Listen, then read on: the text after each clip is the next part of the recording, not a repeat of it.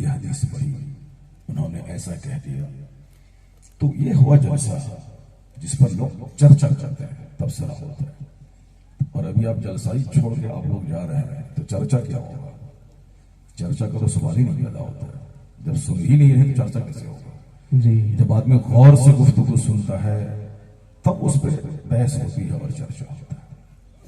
जो लोग चले गए चले गए, जो लोग बैठे हैं वो मत जाइए। नहीं जाएंगे ना? नहीं जाएंगे ना? वादा है? हाँ, अल्लाह ताला आप सबों को सेहत और तंदुरुस्ती अता फरमाए। आमीन। अल्लाह ताला आपका दिल, आपका जिगर, आपका गुर्दा, आपका लीवर, आपका ब्रेन, आपका लंग्स, आपका सीना, सारे पार्ट्स को मजबूत बना दे। आमीन। ताकि 5-5, 10-10 घंटे तक बैठ के आप दीन की गुफ्तगू सुन सकें और नेक काम कर सकें। सेहत बहुत जरूरी है। सेहत नहीं रहेगी तो आप बाल बच्चों की भी नहीं है। सेहत नहीं रहेगी तो आप दीन के भी नहीं है। जाहिर सी बात है, सेहत नहीं रहेगी तो नमाज रोजा कैसे रखेंगे? अभी 10 दिन के बाद जो रोजा शुरू होने वाला है, 15-15, 14-14 घंटे का रोजा रखना, भूखा प्यासा रहना, ये सबके बस की बात नहीं। जो सेहतमंद रहेगा, हिम्मत वाला रहेगा, वो रमजान की कदर करेगा। और जो कमजोर आदमी रहेगा वो रमजान से 3 दिन पहले ही डॉक्टर के पास जाकर के वहां से दवाई ला के जेब में रख लेगा और दूसरों से बोलेगा कि क्या करे, तबीयत बहुत खराब है। हिम्मत वाला जो आदमी है वो अभी से रमजान के लिए बेचैन और बेताब है कि कब आए माह रमजान, ताकि फर्ज का सवाब 70 गुना ज्यादा। सुभान अल्लाह। बेचैन है लोग, जल्दी से आए ताकि हर रात कुरान करीम की तिलावत का मजा मिल जाए। लोग बेचैन हैं कि जल्दी से आए ताकि सहरी और इफ्तार का मजा लिया जाए। लोग बेचैन हैं ताकि इफ्तार के वक्त में खजूर खाकर जो ताकत घटी 12 घंटे में, उससे डबल ताकत हमारे जिस्म में पैदा हो जाए। माशाअल्लाह, 1 महीना रमजान आता है, सेहत का भरपूर खजाना अता करके चला जाता है। डॉक्टर लेविल पावेल बहुत बड़े एस्ट्रोलॉजिस्ट हैं, वो कहते हैं कि the Quran word to word is the resource of energy. Quran हर्फ व हर्फ ये ताकत हासिल करने का जरिया है। बेशक, सुभान अल्लाह। वह कुरान जो रीडर और लिसनर, जो पढ़ने वाले और सुनने वाले दोनों को बराबर ताकत मुंतकिल करता रहता है। जो पढ़ता है वो भी, जो सुनता है वो भी। यही वजह है कि आज 1400 साल के अंदर बेशुमार आंधियां आई इस्लाम हिला देने के लिए। बहुत सारे फितने पैदा हुए। ऐसा लगता था कि जैसे अब इस्लाम का नामो निशान दुनिया से मिट जाएगा, मगर लोगों ने देखा कि मिटाने वाला खुद मिट गया। आज कुरान जिंदा है। बेशक, सुभान अल्लाह। कुरान पढ़ने वाले मुसलमान जिंदा है। और जब जब सख्त से सख्त आंधी चलती है उस वक्त इस्लाम और निखर कर सामने आ जाता है। सुभान अल्लाह। तो आज मैं आपको 2-4-10 बातें कुरान पाक की रोशनी में बताऊंगा कि ताकि आपको हौसला मिले, ताकि आप जान जाएं कि हमारे बच्चे, हमारे नौजवान जो स्कूल कॉलेज में पढ़ते हैं या जो गांव में हैं, जो मीडियाज में कुरान के खिलाफ जो आजकल फितने चल रहे हैं। कोई कहता है कि किसी आदमी ने लिख दिया है, कहता है कुरान करीम में तो कहा गया है कि जमीन चिपटी है और हालांकि जमीन गोल है। और इस तरीके से कुरान जो कहता है उसका नजरिया साइंस से टकराता है। तो आज ये दौरे साइंस है, कुरान में साइंस के खिलाफ नजरिया है। इसलिए जो लोग साइंस पढ़ने वाले वो कहते हैं कि ये किताब कैसे सही और हक हो सकती है। इस तरह के बेशुमार फितने हैं। अब उन्हीं फितनों का जवाब और कुरान करीम में जो कुछ उलूम व फनून का सरचश्मा है उसी में से 2-4 मोती निकालने की हम कोशिश करेंगे, ताकि हम सबों का जो ईमान है मजीद स्ट्रॉन्ग हो जाए और जो हमें कंफ्यूजन पैदा करना चाहते हैं वो अच्छी तरह से जान लें कि तुम्हारे कंफ्यूजन में कोई दम नहीं है, बल्कि बात वही हक है जो कुरान ने कहा है। और कुरान करीम को हम लोग पढ़ते भी हैं, सुनते भी हैं। और हमारे यहाँ सबसे ज्यादा मुस्लिम समाज में कुरान पाक के पढ़ने और समझने का रिवाज है, क्योंकि 5 वक्त नमाजों में हर रकात में कुरान पढ़ा जाता है और हर रकात में सूरह फातिहा पढ़ी जाती है। आज तक लोग समझ नहीं पाए कि सूरह फातिहा में क्या क्या असरार और रमूज बिना। हजरत मौला अली कहते हैं कि अगर मैं चाहूं तो सूरह फातिहा की तफसीर में इतनी किताबें लिख दूं कि 70 ऊंटों की पीठ बोझल हो जाए। अल्लाह सुभान अल्लाह, वाह वाह वाह वाह। सूरह फातिहा जो हर रकात में आप पढ़ते हैं, अब पढ़ना जरूरी है और वाजिब है, उसके बगैर नमाज नामुकम्मल होगी। उसके बारे में, उसकी तफसीर में, उसके एक्सप्लेनेशन में, जो उसकी तशरीह होती है, जो उसका सारांश लिखा जाता है, उसके बारे में आया है कि कुरान सिर्फ सूरह फातिहा, कुरान में 114 सूरतें हैं। सूरह फातिहा की तफसीर के बारे में मौला अली फरमाते हैं कि अगर मैं चाहूं, इतना इल्म अल्लाह ने उनको दिया है, इतना सीना उनका कुशादा, कि वो कहते हैं कि अगर मैं चाहूं तो सूरह फातिहा की तफसीर में इतनी किताबें लिख दूं कि किताबों से 70 ऊंटों की पीठ बोझल हो जाए। सुभान अल्लाह। अब जिंदगी भर सुनते रहिए, जिंदगी भर पढ़ते रहिए, फिर भी इसकी लज्जत खत्म नहीं होने वाली। बस 2-4 पॉइंट्स बताता हूं। पहले मैं आपको बता दूं कि आज हमसे पेशतर जो तकरीर हुई, हजरत मौलाना अनीस आलम सिवानी सुम्मा लखनवी साहब की जबानी बड़ी जोरदार तकरीर होने की, माशाअल्लाह। इन्होंने मसले के आला हजरत के ताल्लुक से एक बहुत बड़ा मवाद आपको फराहम किया। इनकी पूरी तकरीर का निचोड़ ये था, मेरी माँ बहन बेटियां सब गौर से सुने, आप लोग भी सब सुने। इनकी तकरीर का निचोड़ ये था कि आमाल अच्छे हैं, नमाज रोजे हज ज़कात तो फर्ज है, ये तो बेसिक पिलर है, इसी पे इमारत खड़ी रहती है। पिलर ही नहीं रहे तो मकान कैसे खड़ा होगा? यह बेसिक पिलर है, इसी पे इस्लाम की इमारत खड़ी रहती है। बेशक बाबा, ये चारों पिलर है, नमाज रोजे हज ज़कात, इस पे इस्लाम की इमारत खड़ी रहती है। लेकिन बेस क्या है? वह बेस है ईमान।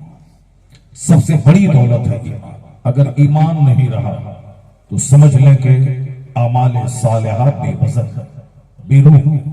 यानी कोई नमाज रोजे हज व ज़कात, कोई अमल कबूल नहीं होगा जब तक कि बंदा के पास ईमान ना हो। मरने के बाद ईमान पर ही अमाल का दारोमदार है। 1 लाख हज, 1 लाख उम्रा लेकर आप चले जाए, अगर किसी वजह से आप दुनिया में बेईमान हो गए, ईमान आपका खत्म हो गया, ईमान लूट गया, फिसल गया, जैसे आपने कह दिया कि नमाज पढ़ना जरूरी नहीं है, तो आदमी काफिर हो जाएगा। एक है नमाज पढ़ना और एक है नमाज की फर्जियत का इनकार करना। ये दोनों अलग अलग चीजें हैं। किसी ने कहा कि नमाज पढ़ना फर्ज है, मगर मैं क्या करूं, मेरी सुस्ती और काहिली है, मैं नहीं पढ़ता हूं, तौफीक दे अल्लाह की मैं पढ़ने लगूं, आप दुआ कीजिए। ये तो ठीक है, मुसलमान है, एक वक्त की नमाज छोड़ना हराम और गुनाह कबीरा है, बड़ा गुनाह, सबसे बड़ा गुनाह, क्योंकि नमाज पढ़ना सबसे बड़ा फर्ज है और नमाज छोड़ना सबसे बड़ा गुनाह है। इसको आप गिरफ्तार करें। लेकिन अगर कोई ये कहते कि नमाज पढ़ना जरूरी नहीं है, मौका मिले पढ़ लो, नहीं मिले कोई दिक्कत की बात नहीं, पढ़ना जरूरी नहीं है, वो शख्स काफिर हो जाएगा, इस्लाम से निकल जाएगा। अब वो चाहे जितना भी 1 साल भर रोजा रखे, चाहे वो हर दिन एक खत्म कुरान करता रहे, कोई अमल कबूल नहीं होगा, क्योंकि ईमान उसका खत्म हो गया। रमजान का रोजा रखना फर्ज है। अगर कोई ये बोले कि रोजा वो रखेगा जिसके घर में खाने के लिए नहीं है, हमारे घर में तो 50 कुंटल चावल है, मैं क्यों रोजा रखूं? जिसके पास नहीं है खाने के लिए वो भूखा रहे, हमारे पास तो बहुत है, मैं क्यों भूखा रहूं? अगर किसी ने ऐसा कहा तो वह शख्स काफिर हो जाएगा। रोजे की फर्जियत का इनकार किया, वो काफिर हो।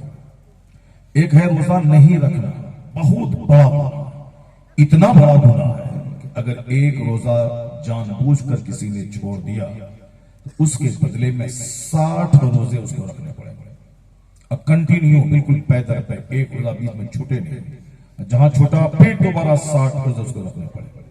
ये तो ये हो गया उस एक रोजे का कफारा। बाकी और आया है कि अगर सारी जिंदगी वह रोजा रख ले, फिर भी रमजान में रोजा रखने की जो फजीलत है उसको कोई रोजा पहुंच नहीं सकता। अब आप समझ सकते हैं कितना बड़ा सवाब कितना है कि जो रोजा रखे, मन सामा रमजान ईमानों व इहतिसाबन गुफिर लहू मा तक़द्दम मिन ज़ंबी। बुखारी शरीफ की हदीस में आया है कि जो हालत ईमान में सवाब की नीयत से रोजा रखा उसके गुनाहों को अल्लाह मिटा देता है। और हदीस में आया है कि अल्लाह का फरमान है कि अस्सौमु ली व अना अजज़ी बिही, रोजा मेरे लिए है, उसका बदला मैं दूंगा। चूंकि दूसरा अमल दिखा के हो सकता है, मगर रोजा का वो अमल है खास उस बंदे से रिलेटेड है। अगर आप बंद कमरे में भी हैं, आप वहां 2-4 गिलास पानी पी लें, कोई नहीं देखता है, सबके सामने आके बोल दें कि मैं रोजे से हूं और इफ्तार के टाइम में आप बैठ के खाएं, सारे लोग रोजेदार ही समझेंगे। ये सिर्फ अल्लाह तबारक व तआला जानता है कि इस बंदे का रोजा नहीं है, बाकी सब लोग कहेंगे ये रोजे से है। एक आदमी तन्हाई में भी एक कतरा पानी अंदर नहीं जाने देता, अगर वुजू कर ले तो वह 10 बार थूक फेंकता है ताकि पानी का असर भी अंदर नहीं जाए। किसके डर से करता है? पानी मैंने कुल्ली करने के लिए मुंह में पानी डाला, लेकिन एक बूंद पानी अंदर ना जाए उसकी भरपूर कोशिश बंदा करता है, क्योंकि अंदर पे किसी की नजर नहीं, उनके बंदा जानता है कि कोई देखे ना देखे मेरा खुदा देखता है। खास अल्लाह रब्बुल इज्जत का इनाम है कि तुमने मेरे लिए एक बूंद का करोड़वां हिस्सा भी अंदर दाखिल नहीं किया, क्योंकि मेरे लिए तुमने ऐसा किया है, इसका बदला मैं तुझे दूंगा। जन्नत के 8 दरवाजे हैं, एक दरवाजा है खुसूसियत के साथ बाबे रियान, उससे कोई नहीं जाएगा, सिर्फ रोजेदार उस दरवाजे दाखिल होंगे। ये रोजेदारों की इज्जत और शान के लिए कि जो अल्लाह के लिए दुनिया में भूखा रहा, प्यासा रहा। रोजेदार के मुंह की जो बदबू है अल्लाह के नजदीक मुश्क से भी ज्यादा खुशबूदार।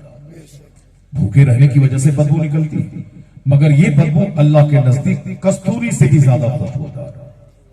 रोजेदार जब तब तक वो रोजा रहे, सुबह सादिक से गुरूब आफ्ताब तक, उस वक्त में हर वक्त वो इबादत रहे, चाहे वो सोया रहे, चाहे वो टहलता रहे, चाहे बाजार जाए, जहां भी जाए वो हर वक्त इबादत में है, क्योंकि वो रोजे से बहुत बड़ी फजीलत है रोजे की। लेकिन अगर कोई ये बोले कि रोजा वो रखे जिसके पास खाने के लिए नहीं है, वो काफिर हो जाएगा, इस्लाम से खारिज हो जाएगा। रोजे की फर्जियत का इनकार करना कुफ्र है, नमाज की फर्जियत का इनकार करना कुफ्र है। कोई ये बोले कि नहीं नहीं नमाज रोजा करें, ज़कात देना कोई जरूरी नहीं, वो काफिर हो जाएगा। अगर वो शादीशुदा है तो उसकी बीवी उसके निकाह से निकल जाएगी, अब उसके बाद जितने बच्चे पैदा होंगे सारे बच्चे वल्द ज़िना पैदा होंगे। इसलिए सोच समझ कर बोलना। एक है फर्ज नहीं अदा करना, गुनाह करना, ये हराम है, गुनहगार है, लेकिन काफिर नहीं। लेकिन जैसे ही वो कह दिया कि करना जरूरी नहीं है, अब वो काफिर हो जाएगा। जहां काफिर हुआ, बीवी निकाह से निकल गई, वो अब वो उनका मामला ही खत्म हो गया। समझ लें, इसलिए सोच समझ कर बोले। हमेशा दूसरों की बात का जवाब देना कमाल नहीं है। जो बात सामने वाला बोला फट से जवाब दे दिया, उसका नहीं जानते फिर भी टेढ़ा मेढ़ा यहां वहां से निकाल के जवाब दे दिया। नहीं, खामोश रहने को बहुत बड़ा मकाम क्यों दिया गया? हुजूर फरमाते हैं मन समता नजा, जो खामोश रहा नजात पा गया, जो खामोश रहा नजात पा गया। और हुजूर फरमाते हैं जो अल्लाह और अल्लाह के आखिरत के दिन पे ईमान लाता है, मन कान युमिनु बिल्लाहि वल यौमिल आखिर फलयकुल खैरन औ लियसमुत। हदीस में आया है कि जो मुसलमान है या तो अच्छी बात बोले या चुप, इसके अलावा फजूल बात ना करे।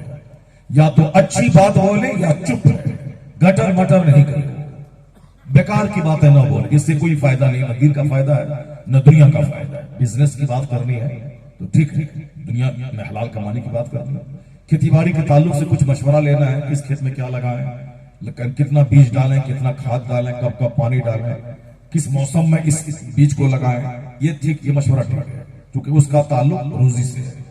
बिजनेस के बारे में किसी से मशवरा लें, उसका ताल्लुक रोजी से। मगर ये बैठ के तबसरा 1 घंटे तक घटर मटर करना कि अब आने वाले 2024 में क्या होगा, मोदी जी आएंगे कि पंडित जी आएंगे, क्या होगा, अखिलेश जी का क्या होगा, मायावती जी का क्या होगा, सोनिया जी का क्या होगा, लालू प्रसाद के घर में ईडी वाला चला गया, उसका क्या होगा, उनका बेटा तेजस्वी का क्या होगा, उनकी बीवी का क्या होगा, लालू यादव की बॉडी वहां से लौट करके आएगी कि वहीं से वहां जिंदा लौट करके आएगा। ये 2-4 घंटे घटर मटर, इसका कोई फायदा नहीं। हालांकि ऐसा बोलने से मैं मंत्री नहीं बन जाऊंगा, मैं विधायक नहीं बन जाऊंगा, मैं विधायक हूं भी नहीं। हाँ, जो विधायक है, जो सांसद है, जो पॉलिटिक्स में इंटरेस्टेड है, अगर वो अगर पॉलिटिक्स करने के लिए सच्ची बात बोलता है या कुछ पॉलिटिकल तबसरा करता है तो ठीक है। और हमारे बोलने से यहाँ चाय की दुकान पर, पठान पट्टी में चाय की दुकान पर 1 घंटा लिया, चाय चुस्की से लगा रहे हैं, पी रहे हैं, उसके बाद कह रहे हैं कि देख लीजिए क्या होने वाला है, क्या हो रहा है, 2024 में दोबारा फिर वही आएगा तो सबको काट के रख देगा, पूरा हिंदुस्तान तबाह हो जाएगा। उसके बोलने से कुछ नहीं होने वाला, खाली झूठ बोलेगा, बेकार की बातें बोलेगा। उतनी ही देर में अगर वो घर में बैठकर 100 बार दुरूद पढ़ लेता तो कई हजार नेकियां उसके नाम अमल में फजूल बोलने से दिल में नफरत पैदा होता है, फजूल बात बोलने से आदमी की अक्ल कमजोर होती है, फजूल बात बोलने से आदमी एक दूसरे को लत्तम जुत्तम करने लगता है। नहीं सुना आपने क्रिकेट का तमाशा होता कहां है, और आदमी पठान पट्टी में लड़ रहा है, ये छक्का छो लगाएगा तो वो चौका लगाएगा, अगर नहीं लगाया तो मैं एक पाप का नहीं, मैं मोच कटवा लूंगा, अगर हिंदुस्तान नहीं जीता तो मैं दाढ़ी मुंडवा लूंगा। अब अगर हिंदुस्तान नहीं जीता अब बोले दाढ़ी मुंडवा, और घर भाग जाता है, अब घर भाग गया, वो क्या दाढ़ी मुंडाएगा, वो तो सिर्फ झूठ बोलना, बेकार की बातें करना, फजूल बात है। अब सामने वाला बोला अगर नहीं जीता ऑस्ट्रेलिया वाला तो फिर मैं तुम्हारा हाथ काट लूंगा। अब इतने में चप्पल निकाला, दोनों मारना शुरू कर दिया एक दूसरे को। वो ऑस्ट्रेलिया के खिलाड़ी अपनी जगह रहा, विराट कोहली अपनी जगह रहा, धोनी अपनी जगह रहा, ये पठान पट्टी में लत्तम जुत्तम चल जाएगा। वो वहां रहा, वो जीता, कार उसको मिली, करोड़ों रुपया मिला, उसको मिला, वो घर लेके चला गया। तुमको क्या मिला? तुम्हारे हिस्से में झूठ, तुम्हारे हिस्से में फजूल हुई, और फिर बेशुमार गुना। इसलिए मोमिन फजूल बात नहीं बोलता। या हुजूर ने क्या कहा, फल यकुल खैरन और लियसकुत। अगर अल्लाह रसूल पर ईमान लाते हो तो या तो अच्छी बात बोलो या चुप चुप, सच बोलो, दूसरों को अच्छा मशवरा दो, दूसरों के अच्छे काम की तारीफ करो। दूसरे अगर गलत काम करते हैं तो उसको गलत काम से रुकने का मशवरा दो, जरूरी मशवरा दो। बच्चा पढ़ रहा है तो उसको पढ़ने के ताल्लुक से प्रोमोट करो, उसको हौसला अफजाई करो। कहां बेटे तुम्हें डीएम बनना है, तुम्हें एसपी बनना है, तुम्हें डॉक्टर बनना है, तुम्हें इंजीनियर बनना है, तुम्हें अच्छा आलिम बनना है, अच्छा हाफिज बनना है, समाज का अच्छा रिफॉर्मर, अच्छा सुधारक बनना है, समाज का एक अच्छा नामवर इंसान बनना है। तुम्हारे लिए तुम्हारा मुस्तकबिल बड़ा अच्छा, ताकि जो नहीं पढ़ने वाला हो आपके जुमले से उसको और पढ़ने का जुनून चढ़ जाए, हौसला उसको हो जाए। निगेटिव नहीं, तुम क्या पढ़ पाएगा, तुम तो गाय चराने वाले का बेटा है, तुम तो क्या पढ़ेगा, तुम तो देहाती है, क्या पढ़ेगा, इतना पढ़ा कुछ नहीं हुआ, तुम क्या करेगा। ये निगेटिव बात है। हुजूर कहते हैं बशरू वाला तुनफ्फिरू, बशारत दिलाओ, नफरत मत दिलाओ, खुशखबरी दो, नफरत मत दिलाओ, अच्छी बातें बोलो, लोगों को प्रोत्साहन दिलाओ, हौसला अफजाई करो लोगों की। निगेटिव वाली बात मत बोला करो, हौसला शिकने की बात मत करो, हौसला मत तोड़ो, हौसला अफजाई की बातें करो। बशरू वला तुनफ्फिरू, नफरत मत दिलाओ, दीन के बारे में अच्छी बातें सुनाओ ताकि लोग मजहब की तरफ लपक के आए, शौक से आए। नफरत दिलाने वाली बात मत करो, वरना लोग दीन से एतमाद उनका उठ जाएगा, भाग जाएंगे। बशरू वला तुनफ्फिरू, यस्सिरू वला तुअस्सिरू। हदीस में आया है कि आसानियां पैदा कीजिए, मुश्किल मत बनाइए। आसानियां पैदा कीजिए, आसानियां पैदा कीजिए, आसान मसले को आसान बनाइए, टफ मत बनाइए। दीन को आसान बनाइए, मुश्किल मत बनाइए। लोगों के सामने मुश्किल बना के मत पेश कीजिए, बिल्कुल आसान बना के पेश कीजिए। 8 घंटे में दुकान में रहता हूं, फजर की नमाज पढ़ने के बाद 8 घंटे में दुकान में रहता हूं। उस 8 घंटे में कोई नमाज फर्ज नहीं, उस 8 घंटे में खेत में हल चलाना, उस 8 घंटे में दुकान करना, उस 8 घंटे में स्कूल में पढ़ाना, उस 8 घंटे में कोई काम करना है। तो 8 घंटे जिस अल्लाह ने मुझको पेट के लिए दिए, कोई नमाज फर्ज नहीं की, तो 8 घंटे के बाद हमें बदन को फ्यूल चाहिए, ईंधन चाहिए। तो अब दोपहर के वक्त में खाना खाता हूं, तो खाना खाओ, मगर जो अल्लाह ने 8 घंटे काम करने का टाइम दिया, सूरज की रोशनी दी, आंख में बीनाई दी, ताकि दोनों मिलकर तुमने दुनिया को देखा और बदन में ताकत दी, तो पहले उस अल्लाह को सजदा कर ले 10 मिनट, उसके बाद फिर अपने बदन में फ्यूल डालना। अगर अल्लाह सूरज की रोशनी को खत्म कर दे तो कैसे तुम देखेगा?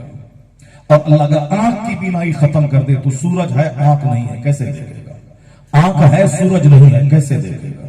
तो अल्लाह ने आंख भी दिया, अल्लाह ने सूरज का नूर भी दिया, अल्लाह ने हाथ दिया ताकि 8 घंटे तक बाइक चला सको, कार चला सको, हल चला सको, ट्रैक्टर के स्टीयरिंग पे हाथ रख के 8 घंटे खेत को जोत सको, 8 घंटे दुकान में कस्टमर को सामान दे सको। अल्लाह हाथ में नहीं देता, या हाथ देता फालिज का हमला हो जाता। समाज में बहुत सारे लोग हैं जो फालिज ज़दा हैं, बिस्तर पे लेटे हुए हैं, हाथ उठता नहीं। अगर वही हाल आपका भी हो जाता तो आप कैसे गाड़ी चलाते, कैसे कारोबार करते। तो 8 घंटे पेट के लिए सिर्फ 20 मिनट अल्लाह की नेमत का शुक्र अदा करने के लिए, सिर्फ 10 से 15 मिनट अल्लाह रब्बुल इज्जत की इस नेमत का शुक्र अदा करने के लिए, 10 मिनट 20 मिनट सजदा के लिए, 8 घंटे पेट के लिए, फिर ज़ोहर से लेकर असर तक 3 घंटे पेट के लिए, और 10 मिनट से लेकर 20 मिनट अल्लाह के लिए सजदा करने के लिए, फिर 1-2 घंटे अपने काम के लिए, फिर मगरिब में 15 मिनट अल्लाह के लिए। ये बता दीजिए कि 24 घंटे में कितना टाइम मेरा इबादत के लिए लगा, अब कितना टाइम मैं सोया, मैं खाना खाया, मैं पेशाब पाखाना किया, मैं अपने बाल बच्चों के लिए सौदा सलफ खरीदा, कितने घंटे तक मैंने अपना काम काज किया। तो मैक्सिमम 1 घंटे का टाइम 5 वक्त की नमाज में लगता है, और बाकी 23 घंटे फॉर सेल्फ, अपने लिए मैंने खर्च किया, कारोबार करने के लिए, दुकान करने के लिए, सफर करने के लिए, गाड़ी चलाने के लिए, 8 घंटे सोने के लिए, 23 घंटे अपने लिए, 1 घंटा उसके लिए जिसने आपको पैदा किया, जिसने आपको जिंदगी दी, जिसने आपको आंख दी, जबान दी, पेट दिया। बहुत सारे लोग हैं जिसके पास पेट नहीं है, यानी पेट है मगर वो पेट रोटी पचा नहीं सकता। अरबपति है मुंबई में, खरबों में खेलने वाले, मगर इतनी खतरनाक बीमारी है, शुगर 900 तक पहुंच गया है, हार्ट की बीमारी अलग है, और ब्लड प्रेशर हाई अलग है। डॉक्टर ने कहा कि गेहूं की रोटी अगर तुम खाया तो पेट तुम्हारा फट जाएगा, चावल अगर डाला तो मर जाओगे। एक रास्ता है कि रागी की रोटी खाओ, बाजरे की रोटी, वो काला काला दाना जो गांव देहात से मड़वा बोलते हैं वो खाओ। अरबों का मकान, करोड़ों की कार, खरबों का कारोबार, अब खा क्या रहे हैं? बाजरा की रोटी और मड़वा की रोटी। बिरयानी देखता है खा नहीं सकता, खीर देखता है खा नहीं सकता, रसमलाई देखता है खा नहीं सकता, गरम गरम जिलेबी देखता है खा नहीं सकता। और आप जिलेबी भी डाल दिया, रसमलाई भी डाल दिया, रसगुल्ला भी डाल दिया, गुलाब जामुन भी डाल दिया, खीर भी डाल दिया, हलवा भी डाल दिया, सब डाल दिया। तो क्या समझे ये हमारा हक है, हम तिस्मार खा हो गए? नहीं, ये घमंड का इशू नहीं है कि तुम अरबपति होके रसमलाई खा नहीं सकते और हम सब कुछ पेट में डाल दिए और पचा लिए। 1 घंटा के बाद फिर भूख लगी, फिर डाल दिया, 2 घंटे के बाद फिर भूख लगी, फिर डाल दिया। ये घमंड का इशू नहीं है, ये अल्लाह की इस नेमत का शुक्र का इशू है। इलाही तेरा कौन एहसान कि जिस नेमत से वह महरूम है उस नेमत को तूने मुझको अता फरमाया है। इस नेमत का शुक्र यही है कि झूठ बोले, 1 घंटे तक अखिलेश और मायावती पे तबसरा करे। उस नेमत का शुक्र यही है कि हम साहब 2-4 घंटे तक बैठ करके टेलीविजन पे नंगा नाच देखते रहे। अगर अल्लाह आंख छीन ले, अल्लाह पेट छीन ले, दामाद खा नहीं सकता तो फिर क्या करेगा? फिर नाच देखता रहेगा। इसे आज अल्लाह ने तंदुरुस्ती दी है, वक्त की कद्र कर, तो झूठ बोलकर चौक चौराहे पे गुनाह मत बहा। अल्लाह ने सेहत दी है, खूब रसमलाई खा और खूब सजदा कर अपनी नेकियों को बढ़ा। अल्लाह अकबर, या रसूलल्लाह, जिंदाबाद, अल्लाह अकबर।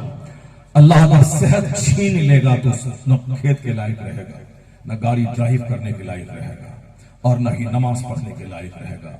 बहुत सारे लोग जिसने जवानी में इबादत नहीं की, बुढ़ापे में सजदे को तरसता, जलसा में बैठने के तरसता। अभी एक आदमी स्टेज पर था, वो चला गया। क्यों? इसलिए कि उनको बीमारी है कि वो आधा घंटा से ज्यादा नहीं रह सकता, उनको पेशाब की बीमारी। वो आदमी चला गया वहां से, मैंने देखा उनको चला गया, मजबूरी है, क्योंकि आधा घंटा से ज्यादा वो नहीं बैठ सकते। आप 4 घंटे से बैठे हैं, क्या समझ लिया आप? इसको क्या समझ रहे हैं? और मकान के लिए रोइए, अल्लाह ताला दे देगा 50 करोड़ का मकान, और हर 10 मिनट में पेशाब वाली बीमारी दे देगा। फिर रोते रहिए, चीखते रहिए, साफ सफलों से दुआ करवाते रहिए। दुआ या हजरत दुआ कर दिए कि अल्लाह का दिया हुआ सब कुछ है, बाल है, बच्चा है, बेटे को नौकरी है, खूबसूरत बीवी है, खूबसूरत बच्चे हैं, मकान है, गाड़ी है, बस एक ही है, 24 घंटे रोते हैं कि पेशाब हर 10 मिनट पे लगता है। क्या करें हजरत, रोते हैं, कुछ अच्छा नहीं लगता है, पेशाब करके अभी आया 10 मिनट रहे फिर वहां जाते हैं। अगर आप 4 घंटे बैठते हैं पेशाब नहीं लग रहा है, ये घमंड का इशू नहीं है, ये अल्लाह की नेमत के शुक्र का इशू है। या अल्लाह तेरा करोड़ों एहसान के तूने मुझे सेहत अता कर दी, उसके मुकाबले में तूने मुझे अच्छी सेहत दी है। और मालूम है जब नेमत का शुक्र अदा करेंगे तो अल्लाह का वादा है, वला इन शकरतुम लअज़ीदन्नकुम, अगर तुमने नेमत का शुक्रिया अदा किया तो हम तुझे और देंगे और देंगे और देंगे। अगर दौलतमंद बनना है तो अल्लाह की नेमत का शुक्र अदा करना सीखें, सेहतमंद बनना है तो अल्लाह की नेमत का शुक्र अदा करना सीखें। अगर अल्लाह ने सेहत दी है तो दूसरों को डराए मत, आंख दिखाकर उसको मुक्का से मारना मत चाहे नौकर गुलाम, अपनी बीवी को नौकरानी की तरह बाल पकड़ के घसीट के मत मारे, अपने पड़ोसी से 24 घंटे लड़ाई झगड़ा मत करे। और जबान अल्लाह ने दी है कि मेरी माँ बहन बेटियां कट कट कैंची की तरह चला के अपने शौहर की माँ सास को मत गाली दे, अपनी ननद से मत 24 घंटे लड़ती रहे, अपनी पड़ोसी से 24 घंटे मत लड़ती रहे, वरना मेरे पड़ोस में एक औरत है, मेरे रिश्तेदार की, दूर की रिश्तेदार है वो, अभी वो जिंदा है, जिस वक्त वो कट कट बोलती थी उस वक्त भी मैं उनको देखा और इस हालत में भी मैं देख रहा हूं, गौर से सुनिएगा। अभी जहन्नम तो वहां है, दुनिया ही में अल्लाह किस कदर उस अजाब की छोटी सी झलक दुनिया में दिखाता है और बंदों को बता देता है कि मगरूर मत बनना। अगर हमने 50 साल छोड़ दिया इसका मतलब यह नहीं कि अल्लाह ताला नहीं, अगर हमने 50 साल छूट दिया इसको नहीं पकड़ा इसका यह मतलब नहीं कि अल्लाह नहीं, अल्लाह जब पकड़ता है तो बुनियाद काट के रख देता है। अल्लाह सालिमों की बुनियाद काट देता है, नामो निशान मिटा देता है, नेमतें देता है, उसके बाद जब नेमत छीनता है तो उनके बाल बच्चों के हाथ में कटोरे देके भीख मंगवा देता है। बहुत सारे बादशाह थे, आज उनका बेटा ठेला चला रहा, उनका बेटा मजदूरी कर रहा, उनके बेटों को मांगते भीख नहीं मिल रही। बहुत सारे लोग थे जो हमारी गाय चराते थे, आज वो लाखों करोड़ों के मकान में आराम कर रहे हैं। मैंने अपने उस रिश्तेदार की औरत को देखा, आज वो बोल नहीं सकती है, जैसे आ करती है वैसे ही। क्यों? इसलिए कि थोड़ा सा दर्द यहां हुआ, इंजेक्शन गलत लग गया, बोली ही खत्म हो गई। कायदे से बोलने वाली, अच्छे ढंग से बोलने वाली, अब कैसे बोलने वाली? उनका भतीजा हमसे कह रहा था कि हजरत ये मेरी चची है, मैं देखने के लिए गया, कह रहा था कि ये समाज की सारी औरतों से लड़ती रहती थी, सारी औरतों से लड़ती रहती थी, और जब तक लड़ती नहीं थी उनके पेट का दाना पचता नहीं था। इतना लड़ती थी कि पेट का दाना नहीं पचता था, यानी लड़ने के लिए ही पैदा हुआ। इधर से उधर से उधर से चारों तरफ सारी औरतें परेशान रहती थी और खतरनाक सब गाली देती थी। अल्लाह ने ऐसा किया कि बोली ही खत्म हो गई। इसलिए अल्लाह अगर नेमत दे तो इतराएं मत, अल्लाह नेमत दे तो आप उसका गलत इस्तेमाल ना करें। आंख अल्लाह ने इसलिए नहीं दिया है कि 24 घंटे मोबाइल चलाते रहे, अल्लाह ने आंख इसलिए नहीं दिया है कि 24 घंटे घर में बैठकर एलईडी टीवी, सऊदी अरब में ऊंट चराए, बकरी चराए, पैसा कमाया और आपके एलईडी टीवी खरीद लिया 2 लाख रुपए। अब ऐसा लगता है कि जैसे इस्लामाबाद और अमेरिका, न्यूयॉर्क में नहीं। क्यों? मैं पूछा क्यों खरीदा तुमने ऐसी टीवी? कहा हजरत मैच अमेरिका में होता है और ऐसा लगता है कि मेरे घर में मैच हो रहा है, ऐसा लगता है कि मेरे घर में मैच हो रहा है, इसीलिए 2 लाख रुपए की टीवी खरीद लिया हमने। और वहां बैठ करके बाल बच्चे, जवान बेटी, जवान बेटा, जवान बीवी, खुद जवान, सब देख रहे हैं और नंगा नाच देख रहे हैं। साहब जो न्यूज पढ़ने वाली है वो भी नंगी, जो खबरें देने वाली है वो भी नंगी, चुस्त पैंट, चुस्त लिबास पहनकर, ताकि मर्द आंखें फाड़ फाड़ कर उनकी पूरी बॉडी को देखता है और अपनी भूख मिटाता है। यही है तमाशा। आंख इसलिए अल्लाह ने दी थी 24 घंटे देख देख कर आंख को गुनाहों से भरते रहे, इसीलिए अल्लाह ने आंख दी थी कि 1 लाख रुपए का मोबाइल खरीद के ऐसे ऐसे घचाड़ते रहे उसको। कोई नहीं देखता, 99% आदमी मोबाइल में अच्छी चीज नहीं देखता। 99 की बात मैं कह रहा हूं, और मुझे वसूल और कॉन्फिडेंस के साथ मैं कह रहा हूं, क्योंकि मैंने जिसको भी देखा, चाहे इंजीनियर, डॉक्टर, प्रोफेसर, जिसको भी मैंने फ्लाइट में मोबाइल चलाते देखा। कुछ कम लोग हैं जो काम करते हैं लैपटॉप और मोबाइल पर, अक्सर लोग सिर्फ गेम खेलते रहते हैं। अक्सर लोग 90% लोग गेम खेलते रहते हैं। आज भी मैंने देखा AC2 टायर में मैं आ रहा था, वहां लोग गेम खेल रहे हैं। बताइए, इसीलिए मोबाइल है कि गेम खेलते रहे, इसलिए बिजली मोबाइल को चार्ज किया था, बिजली इसीलिए है कि अगर गेम खेलते रहे उस पर। हम लोगों ने आज तक गेम खेलना तक नहीं जानते। अल्हम्दुलिल्लाह मोबाइल है अपने पास में, मगर वो गचर मचर नहीं करते। जो जरूरी चीजें हैं उसका इस्तेमाल करते। मोबाइल इतनी कीमती चीज है कि आप अपने गांव पैठानपट्टी में आप रहे हैं, अब एक दुकान रहे आपका थावे में, एक दुकान रहे सिवान में, एक दुकान गोपालगंज में, एक दुकान छपरा में, एक दुकान गोरखपुर में, एक दुकान देवरिया में, एक दुकान भटनी में, जाने की जरूरत नहीं, अपने घर में बैठे रहे। बस यही से सारी दुकान को की कमान आप संभाले हुए हैं। कहां कौन कस्टमर आ रहा है, कहां कौन सामान जा रहा है, सबको घर से देख रहे हैं। कितनी बड़ी नेमत है। आदमी एक दुकान के अलावा दूसरी दुकान में जाए तो इस दुकान में नहीं, लेकिन सामने 8 दुकान की तस्वीरें हैं और सबको देख रहे कौन कस्टमर आ रहा है, कौन जा रहा है। कितनी बड़ी नेमत है। इसका शुक्र यही है जहां मौका मिले फट से फौरन गंदी तस्वीर देखने लगे, निकाब पहन के ऊपर चादर डाल के अंदर में गंदी तस्वीरें देखते रहे। नहीं, यही है उसके लिए। रात में ऊपर से लिहाफ डाल के, चादर डाल के, कंबल डाल के अंदर में गंदी तस्वीरें देखते रहे। इसीलिए अल्लाह अगर कल आंख ले ले तो क्या करेंगे? अल्लाह अगर कान में वायर ठूस के जो गाने सुनते हैं 24 घंटे गटर मटर और कॉमेडी, ये राजू श्रीवास्तव को फला वास्तव सुनते रहते हैं। तकरीर में 10 मिनट लेट हुई बात है, 5 मिनट ताखीर हुई मौलाना के आने में बात है। जुमा के दिन 5 मिनट ताखीर हुई, तकरीर लेट से हुई, बस इमाम साहब को मारने की धमकी देने लगे। सूरत थोड़ी लंबी हो गई, बूढ़ा आदमी बोलता सलाम पढ़ो, फिर बताते हैं सलाम पढ़ने के बाद लगता इमाम साहब खा जाएगा। क्यों इन्ना आता कल कौसर पढ़ो, लंबी सूरत क्यों पढ़ा? बस वहां गर्मी आ गई। और यहाँ 10-10 घंटे गचर मचर गचर मचर गचर मचर। ये क्या चीज है? अल्लाह आंख ले ले तो क्या करेंगे, अल्लाह जबान ले ले तो क्या करेंगे, अल्लाह कान ले ले तो क्या करेंगे। इसलिए अल्लाह से डरते रहो। अगर 10-20 साल नहीं बीमारी आई तो मत समझना अल्लाह नहीं है। अल्लाह के नजदीक 400 साल 4 सेकंड है, 100 साल 1 मिनट है। इसलिए हमारे लिए है 400 साल, अल्लाह के नजदीक वो 4 सेकंड। हमारे लिए है वह 100 साल, अल्लाह के नजदीक वो 1 मिनट है। हमारे नजदीक है 20 साल, अल्लाह के नजदीक वह 20 सेकंड से भी कम है। नहीं देखा आपने फिरौन को अल्लाह ने 400 साल की छूट दी और बादशाहत दी पूरे मिस्र की। अल्लाह उनको खुदाई का दावा करने लगा, दूसरों से सजदा करने लगा। बोला कि कौन खुदा, कैसा खुदा? मैं हूं खुदा माअज़ल्लाह। उसने खुदाई का दावा किया, अल्लाह ने छूट दिया 100 साल और गुरूर बढ़ गया। खुदा रहता तो अजाब करता ना। कौन बोलता है कि अल्लाह ताला है? अल्लाह ताला अगर रहता तो वो नमाज नहीं पढ़ता, 10 साल से तो मर गया होता ना। वो तो उसको तो पास 10 बेटा है। कौन बोलता है अल्लाह ताला है? वो तो सूद खाता है, उसकी दौलत बढ़ती जा रही है। मौलाना लोग बोलते हैं सूद खाने से दौलत घट जाती है। कहां घट रही? वो तो बढ़ रहा।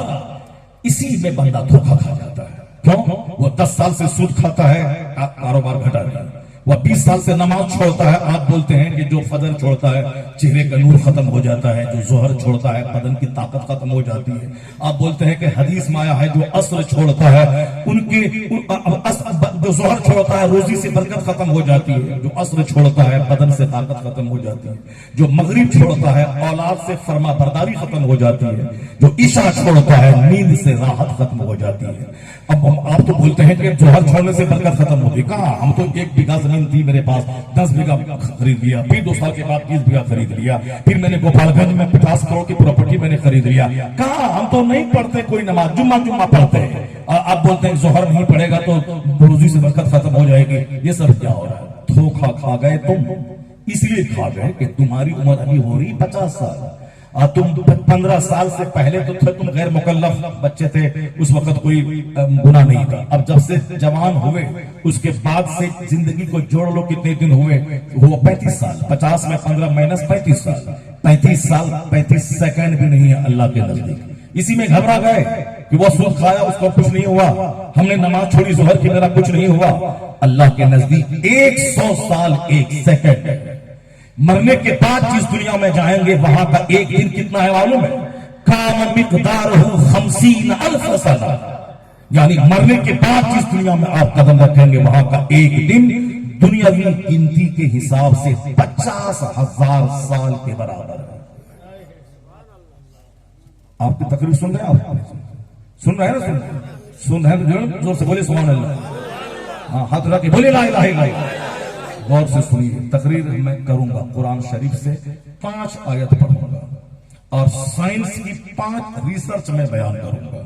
उससे पहले जो एक इस्लामी बात तो सारी है, मगर जो आपसे और लगती हुई बातें हैं, जो चुभती हुई बातें हैं, जो दिल दिमाग को ठिकाने लगाने वाली बातें हैं, वो चर्चा छिड़ गया है तो मैं इसको मुकम्मल कर लूं। फिर वो पांच पढ़ूंगा तो 5 घंटे लग जाएगा। 4 आयत पढ़ूंगा और 4 साइंटिफिक रिसर्च और 4 पुराने पाक की आयत। सब लोग सुनेंगे ना? आप लोग भागेंगे नहीं आप लोग? 4 आयत और साइंस क्या कहती है, साइंस की 4 तहकीक वो सुन के आप जाएंगे और गौर से सुने। ठंडी लग रही है आप लोगों को? ठंडी लग रही है?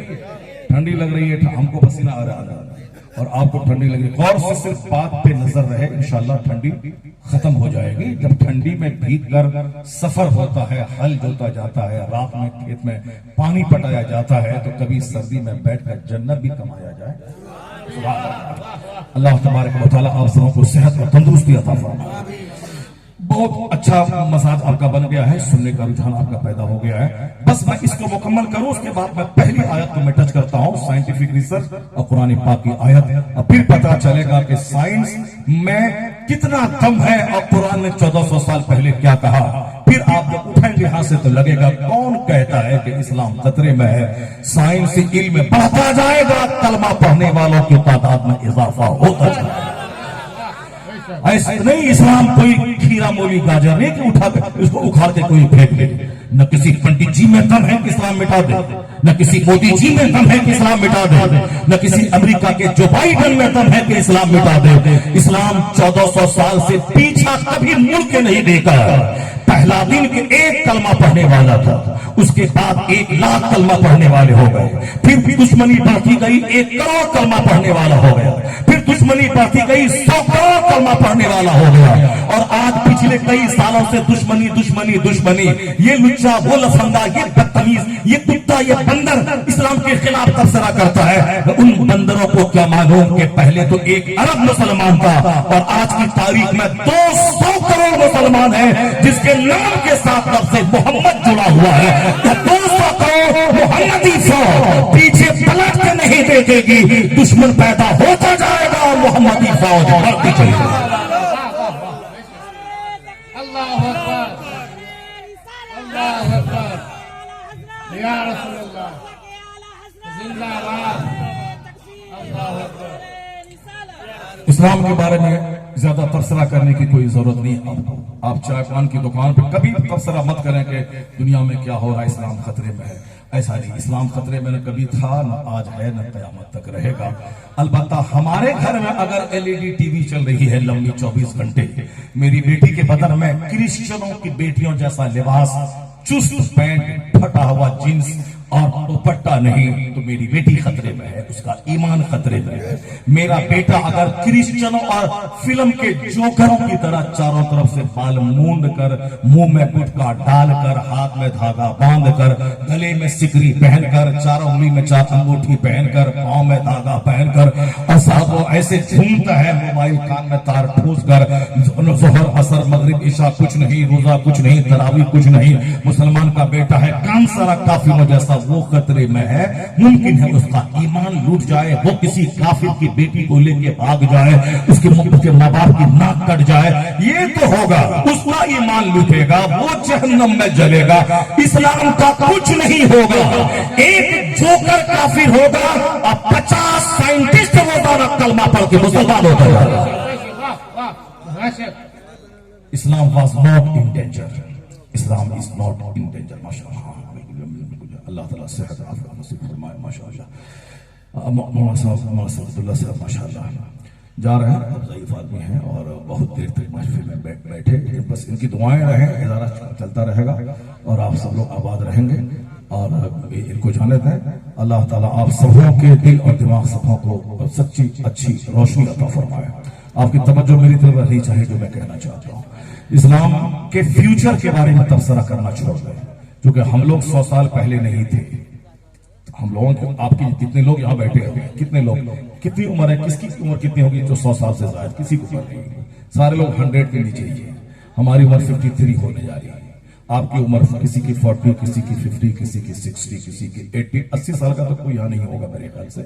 सब अंडर 70 ही सारे लोग होंगे। अगर कोई होंगे सेहतमंद 80 ईयर्स के, उन्हें सलाम है, उनकी सेहत को मैं सराहता हूँ। अल्लाह उन्हें और लंबी उम्र दे सेहत के साथ, अच्छी बात है। लेकिन अक्सर लोग 75 के नीचे ही होंगे।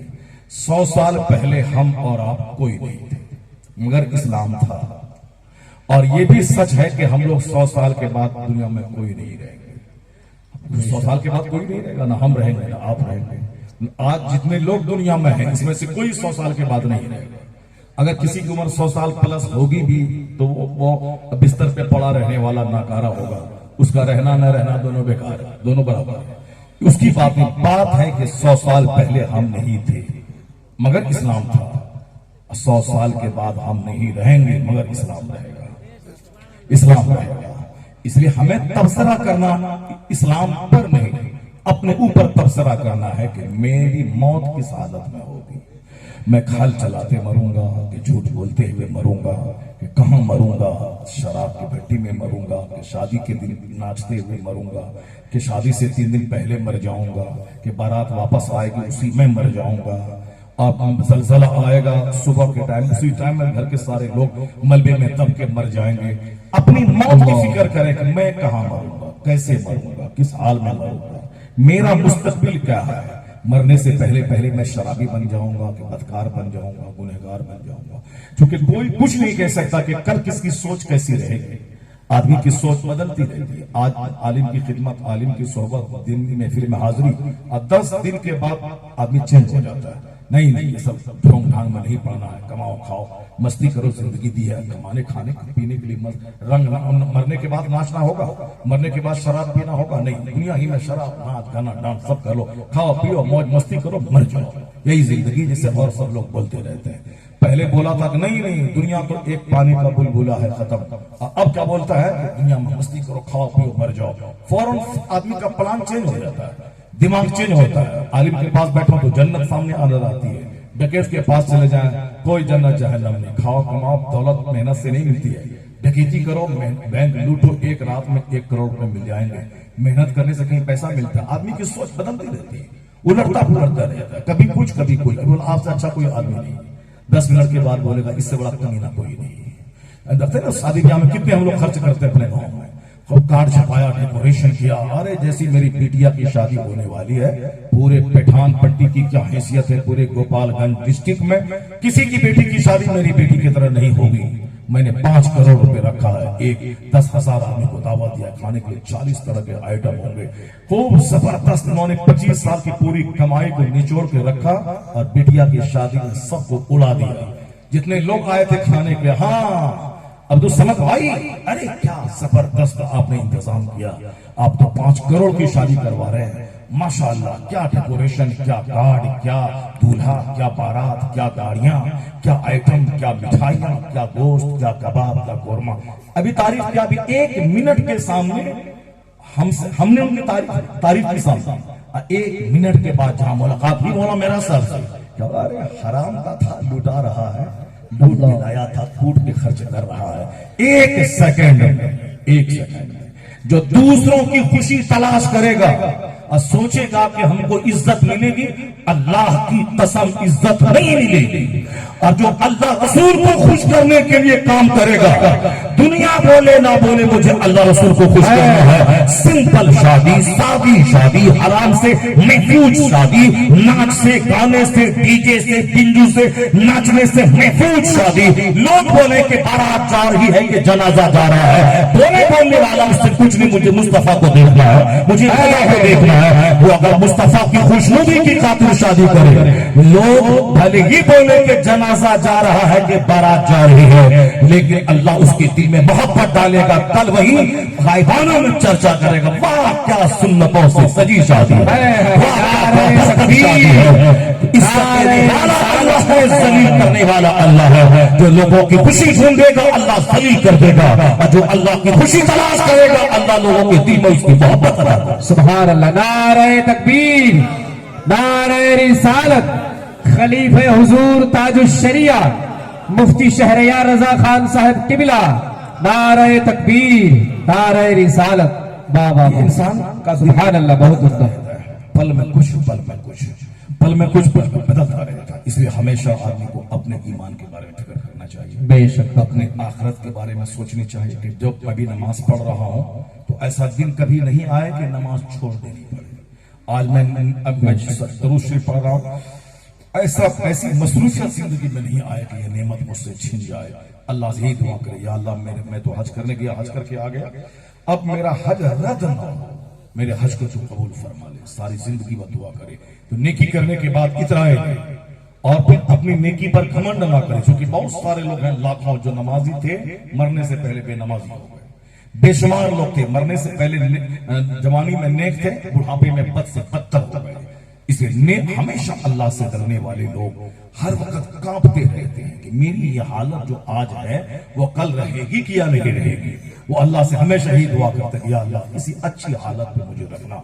इस ताल्लुक से एक बात मैं कहता हूं, हजरत सुफियान सौरी रज़ी अल्लाह ताला बहुत बड़े मुहद्दिस कबीर, बहुत बड़े शेख, इस्लामी की हिस्ट्री में जिन जिन लोगों का नाम हाईली इस्टीम्ड तौर पर, यानी highly respectable personalities of Islamic history, इस्लामी तारीख के जो मुअस्सस लोग हैं उनमें एक नाम हुजूर सुफियान सौरी रज़ी अल्लाह ताला अन्हु का आता है। सुभान अल्लाह। जैसे इमाम बुखारी, इमाम गज़ाली, इमाम कुस्तलानी, इमाम बुखारी, इमाम मुस्लिम, इमाम तिरमिज़ी, इमाम नसई, इमाम अबू दाऊद, इमाम इब्न माजा, ये लोग हैं बड़े बड़े लोग। उसी फहरिस्त में एक नाम सुफियान सौरी रज़ी अल्लाह ताला अन्हु का आता है। कभी कभी अगर आप तकरीर सुनने के शौकीन हैं, जुमा में, ईद में, मिलाद में तकरीर सुनते हैं तो नाम का जरूर सुने होंगे, सुफियान सौरी रज़ी अल्लाह ताला अन्हु बहुत बड़े मुहद्दिस थे।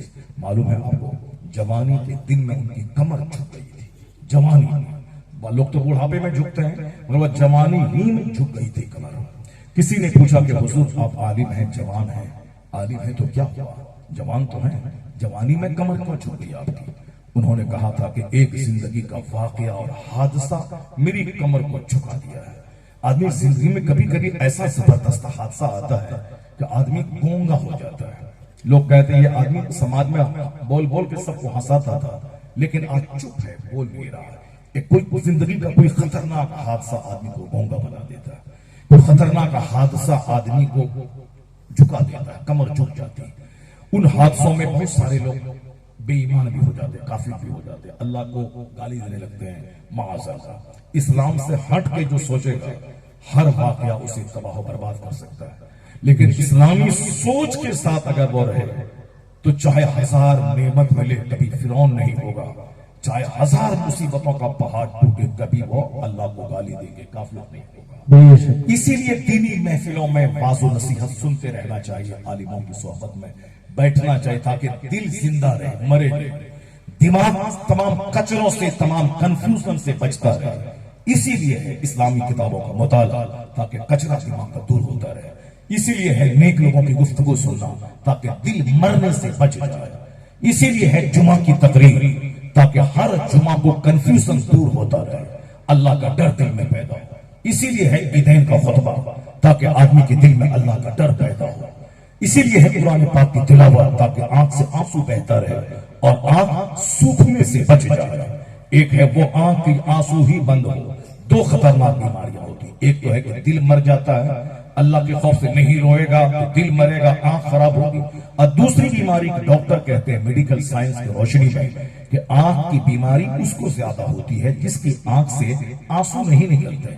आंसू इसीलिए अल्लाह ने दिए हैं ताकि बंदा रोए, अल्लाह के खौफ से रोए, रोजाना रात को आखिरी पहर में आंसू बहाए, सजदे में रोए, दुआ में रोए। वो सजदा कबूल है जिसमें आंसू निकले, वो दुआ कबूल है जिसमें आंसू निकले। अपनी मुसीबत को दूसरों से बयान करेंगे तो दूसरा मजाक उड़ाएगा। कोई मुखलिस नहीं मिलेगा, करोड़ों में कोई मिलेगा मुखलिस।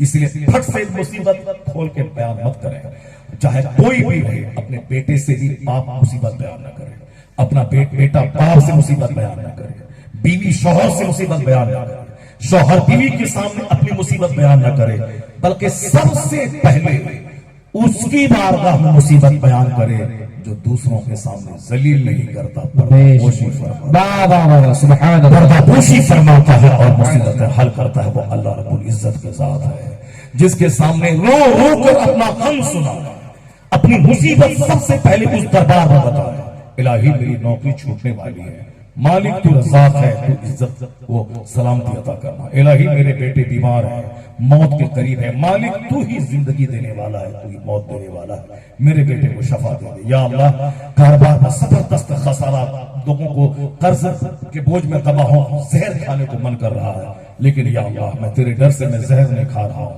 नहीं खाऊंगा। या अल्लाह तू मुझे माफ कर दे, मुझे कर्ज के बोझ से निजात का कोई रास्ता निकाल दे। सबसे पहले आंसू वहां गिरे अल्लाह की बारगाह में, तो याद रखिए वो जलील नहीं होगा, वो आंसू का कतरा उसको दोबारा इज्जत देगा। बेशक, सुभान अल्लाह, बेशक। जहां रोना चाहिए वहां नहीं रोता है, वो दूसरों के सामने रोता है, मुखिया जी के सामने, प्रधान जी के सामने, दरोगा के सामने, वो सांसद के सामने, दो समाज के वो झूठे तावीज लिखने वाले आमिल के सामने, अल्लाह के सामने जो नहीं रोएगा उसको आमिल के सामने रोना होगा, डॉक्टर के पास रोना होगा, दरोगा के पास रोना होगा, समाज के प्रधान मुखिया के पास रोना होगा, पड़ोसी के सामने रोना होगा, बीवी के सामने रोना होगा, और जो रब के सामने रोए उनको किसी के सामने नहीं रोना पड़ेगा, किसी के सामने नहीं रोना पड़ेगा, क्योंकि सबसे बड़ा देने वाला वही है फकीर को बादशाह बनाने वाला, वही है बादशाह को फकीर बनाने वाला, वही है इज्जतदार को जलील करने वाला, वही है जलील को इज्जतदार बनाने वाला। कुलिल्लाहुम्मा मालिकल मुल्क तूतिल मुल्क मन तशा व तनज़िउल मुल्क मिम्मन तशा व तुइज़्ज़ु मन तशा व तुज़िल्लु मन तशा बियदिकल खैर इन्नका अला कुल्लि शैइन कदीर। सारे बादशाहों का बादशाह है वो खुदा, जिसे चाहता है हुकूमत देता है और जिससे चाहता है छीन लेता है, जिसे चाहता है इज्जत देता है, जिसे चाहता है जलील करता है। इज्जत देने वाला अल्लाह, जलील करने वाला अल्लाह। तो सबसे पहले आंसू वहां बहा, जो वहां आंसू बहाता है उसका चेहरा कभी मैला नहीं होता, और जो वहां आंसू नहीं बहाएगा तरतर की ठोकरें खाता रहता है। इसलिए एक कौम मुस्लिम सबसे पहले आंसू अपने रब के हुजूर बहा, सजदे में बहा, दुआ में बहा, तन्हाई में बहा। अल्लाह यहां जिल्लत से बचाएगा, कयामत के दिन जहन्नम की आग से बचाएगा। वाह वाह वाह, बेशक, सुभान। हमने खुद से जिल्लत मोल ली, हम खुद से तरबतर की ठोकरें खाने लगे, हम खुद से परेशान हो गए। आंख से जो आंसू नहीं निकलेगा उसको मोतियाबिंद का ऑपरेशन करना पड़ेगा। जो आंख से आंसू नहीं बनाएगा उसकी आंख के ऊपर में झिल्ली हो जाएगी, उसको छुड़वाना पड़ेगा नेपाल जाकर के, उसको पट्टी लगानी पड़ेगी। ये सब इसीलिए है कि अल्लाह के सामने रोता नहीं है। अल्लाह ने जबान दी है जिक्र करने के लिए, अल्लाह ने हाथ पांव दिए हैं मेहनत से काम करने के लिए, अल्लाह ने आंख दी है टीवी नहीं मस्जिदों को देखकर नेकियों से आंख भरने के लिए, माँ बाप के चेहरे को मोहब्बत से देख करके हज का सवाब कमाने के लिए। अगर टीवी देखेगा तो आंख में आग भरी जाएगी, और अगर माँ बाप का चेहरा मोहब्बत से देखेगा तो हर नजर के बदले में मकबूल हज का सवाब मिलता है।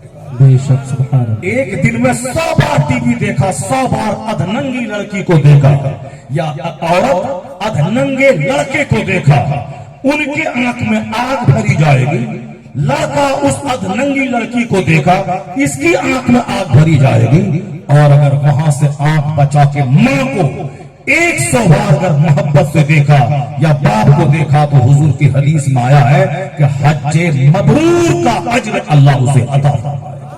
एक नहीं 100 हज का सवाब अगर रोजाना 100 बार देखे तो 100 हज्जे मबरूर का अज्र अल्लाह अता फरमाएगा। अल्लाह ने आंख दी है कुरान देखने के लिए, अल्लाह ने आंख दी है माँ बाप के चेहरे को मोहब्बत से देखने के लिए, अल्लाह ने आंख दी है अपनी बीवी के चेहरे को आप देखें ताकि दूसरी औरतों का चेहरा देखने की नौबत न पड़े। अगर आपने मोहब्बत से सुन्नत समझकर अपनी बीवी के चेहरे को देखा, बीवी से मोहब्बत करना चाहिए। अगरचे आपकी बीवी चौड़ेल और भूतनी रहे, मगर यह भूतनी अजनबी कोई खूबसूरत औरत से बेहतर आपको नजर आएगी, क्योंकि इसका देखने से आपकी बिनाई बढ़ेगी।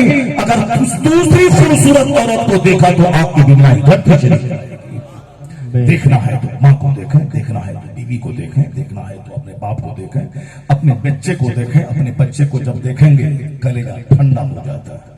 बच्चे को गोद में बैठाएं, बच्चे को सर पे बैठाएं, बच्चे को कांधे पे बैठाएं, बच्चे का चेहरा देखें और अल्लाह से कहें, या अल्लाह, उसका बेटा उसकी नाक ही नहीं है, उसके बेटे के पास कान ही नहीं है, उसके बेटे के पास 6 उंगली है, उसका बेटा का रंग काला है, उसके बेटे के पास एक आंख टेढ़ी है, काना है।